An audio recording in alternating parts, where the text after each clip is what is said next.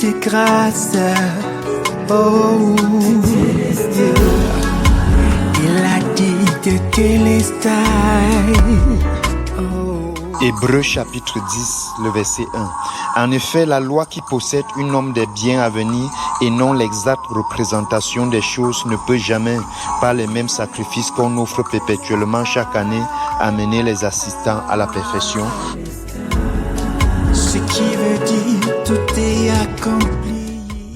Bonjour à tous les bien-aimés, bonjour aux membres du corps de Christ, bonjour à ceux qui m'écoutent encore ce matin.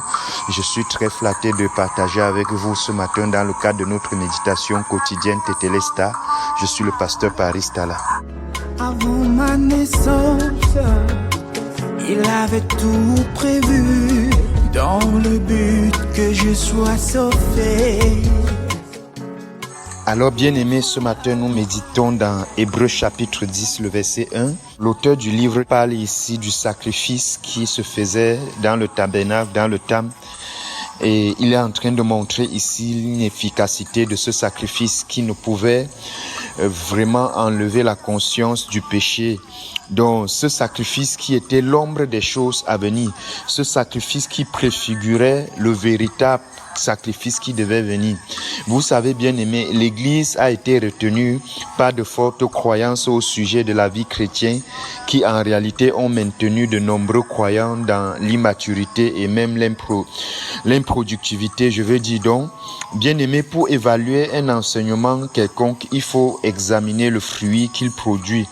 Car ce que nous croyons influence notre style de vie, ça c'est certain.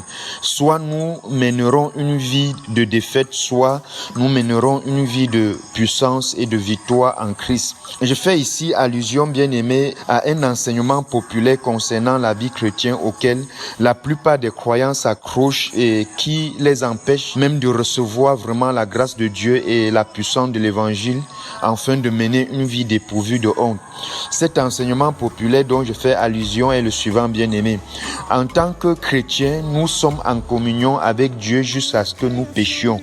Marchons dans la chair, trébuchons en pensée ou en acte. Notre communion est alors brisée et rompue. Donc, bien-aimé, cet enseignement qui dit que notre communion avec Dieu est bonne, notre communion avec Dieu est très bien quand nous menons une bonne vie. Et quand nous péchons, notre vie chrétienne ou notre communion avec Dieu est brisée. Bien aimé, cet enseignement implique que notre communion avec Dieu dépend de notre aptitude à rester sans faute et est même maintenue par une repentance quotidienne, voire horaire, voire minute de chaque péché que nous avons connu ou pas.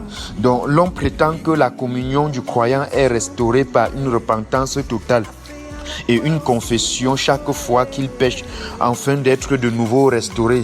Bien aimé, cet enseignement véritablement a fait beaucoup de mal dans le christianisme.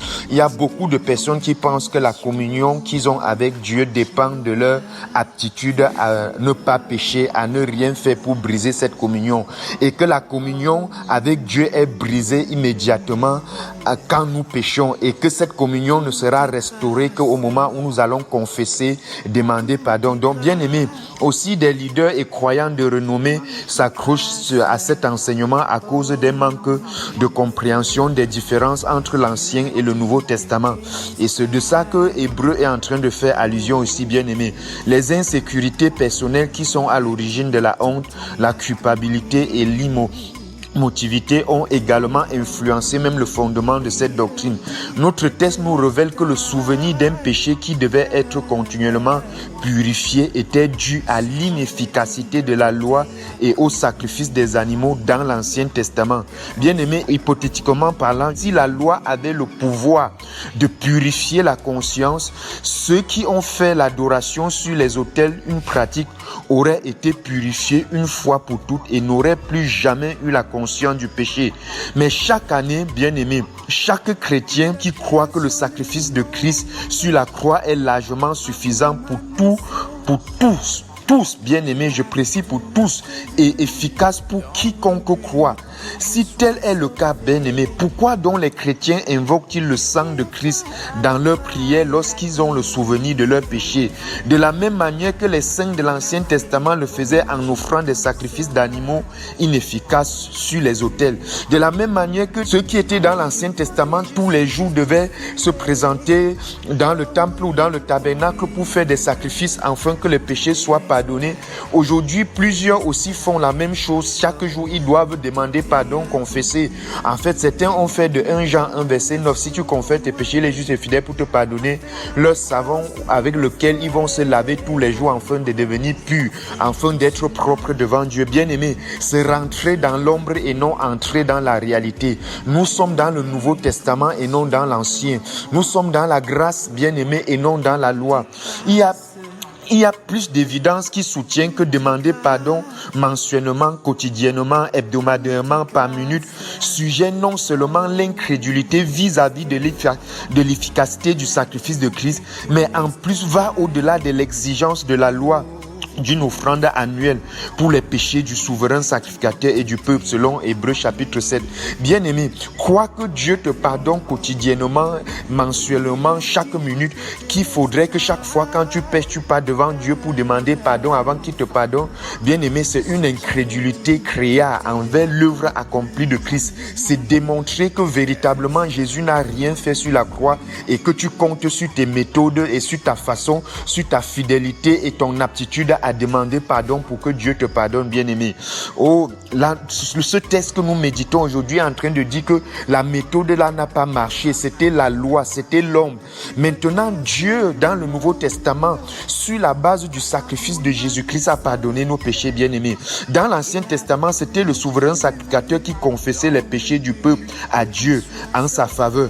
Christ est devenu notre souverain sacrificateur parce qu'il est celui qui intercéda une fois pour toutes en notre faveur auprès du Père, en tant que la propitiation de tous nos péchés. Donc chaque fois que vous marchez dans la chair et que vous vous adonnez à la convoitise, arrêtez de croire que c'est votre rôle de rappeler à Dieu votre échec et vos fautes. Mais reconnaissez plutôt que l'œuvre accomplie de Christ vous a libéré de la conscience et des conséquences du péché. Le sacrifice remarquable de Christ, offert une fois pour toutes, est le réservoir de la grâce de Dieu pour vous sauver, pour vous préserver, pour vous secourir et pour vous rendre tout entier, bien-aimé. Donc ta prière devrait être plutôt bien-aimée. Si tu te rends compte que tu as manifesté une œuvre de la chair, ou si tu veux dire que tu as péché, bien-aimé, c'est dire merci Seigneur parce que sur la croix tu m'as pardonné pour ce péché. Je te remercie du sacrifice complet de Christ qui m'a rendu parfaite une fois pour toutes. La puissance de ta substitution a libéré ma conscience du péché. Je vis désormais dans la communion permanente dont je jouis en vertu de ma position en Christ. Ça doit être ta prière, bien-aimé. Bien-aimé, le croyant vivant avec la conscience du péché confesse sans le savoir que son péché est plus puissant que l'œuvre accomplie de Christ. Chaque fois quand tu confesses tes péchés et demandes pardon à Dieu, tu es indirectement en train d'insulter Dieu et en train de dire que le sacrifice de Jésus-Christ n'a pas été suffisant pour le pardon parfait de tous tes péchés. Alors, bien-aimé, le sacrifice a été complet, le sacrifice a été parfait et le sacrifice a été pour toute l'humanité. L'œuvre a été objective et elle devient subjective quand tu crois en cette œuvre. Tu n'as plus besoin de confesser et de demander pardon parce que tu es la sainteté et la justice de Dieu en Jésus-Christ. Tu es saint, tu es parfait, tu es juste en Jésus-Christ. Il l'a fait pour moi juste comme ça. Vous venez d'écouter un enseignement produit par la Midi-Grade, la mission de la dispensation de la grâce de Dieu. Notre devise, prêcher la grâce et l'amour inconditionnel de Dieu manifesté en Christ. Vous pouvez nous contacter au 675 27 16 77 ou au 698 76 73 et 75. Vous pouvez aussi nous suivre en vous abonnant à nos différentes plateformes telles que Facebook Midi-Grade, Twitter Midi-Grade, Instagram Midi-Grade Mission et enfin sur notre chaîne YouTube Midi-Grade. Parce qu'il m'aime inconditionnellement, Jéhovah.